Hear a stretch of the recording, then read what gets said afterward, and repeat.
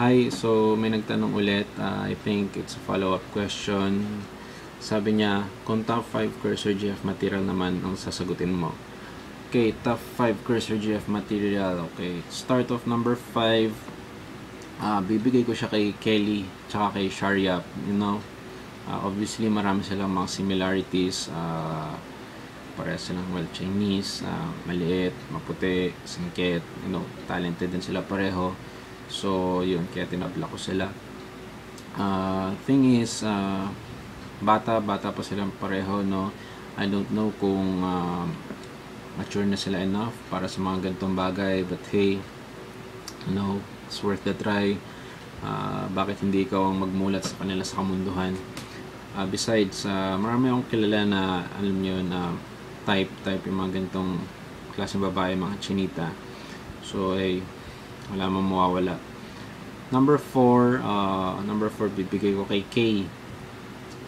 Kay sa dedicated yan, responsible na leader. So, yung mga ganong klaseng quality, I think maganda siya kasi once na maging girlfriend mo siya, alam mo nga alagaan kanya kasi leader nasa leadership qualities na alagaan niya yung mga taong malapit sa kanya. Tsaka problema nga lang kay Kay, masyado siya maputi, so kung hindi ka ganun kaputian, medyo siya sell, so ayun, tansyahin mo na lang yung color tone ninyong dalawa.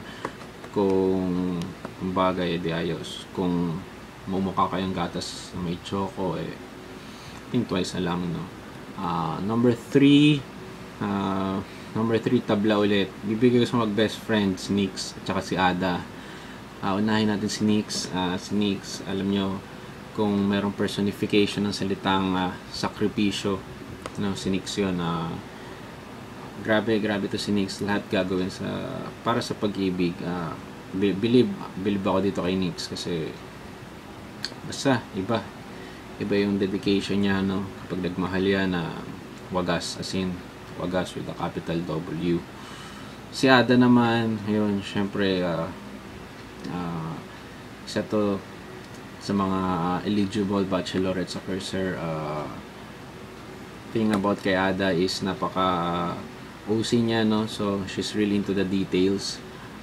So kapag natipuan ka ni Ada, alam mong hindi lang dahil sugwapo ka or matalino ka, pero may nakita siya sa iyo na alam mo yun, talagang nahuli niya yung kiliti mo. So yun, number 3, Ada at saka Nix. Number 2, bibigay ko kay JD. Ayan, ano ba, JD no brainer. Number 2, talagang deserve ni JD yung spot na ito.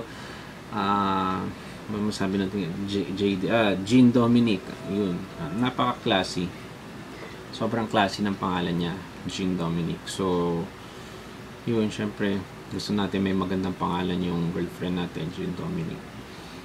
What else? JD always a pleasant sight for the sore eyes. Maganda to si JD. And ano ba, yun, JD number 2. Lastly, number 1, ito, number 1, bibigay ko kay May. Ano ba meron kay May? First off, galing siyang CSR, CSR, Colegio Santa Rosa. Alam nyo, iba itong yung mga girls sa galing CSR, pasado to sa quality control. Matalino, maganda, everything, Kaya nga, mga boss Gonyas, usually, yan, CSR, nahanap ng mga partner kapag JS Prom kasi alam nila kahit sobrang ganda nila, hindi sila isnabera, mapait, approachable, hindi katulad ng ibang school dyan sa Makati na maganda nga pero jahe ugali. And also the thing about May, madasalin siyang, feeling ko madasalin siya, pero yun, isa yun sa mga hinahanap ko sa isang babae, madasalin, kasi yun, pag madasalin, alam nyo na. So yun, top 5 Cursor GF material. Number 5 would be Kelly and Sharyap. Number 4 would be Kay Number 3 would be Nick Sanada. Number 2, JD. Number 1, May. Alright.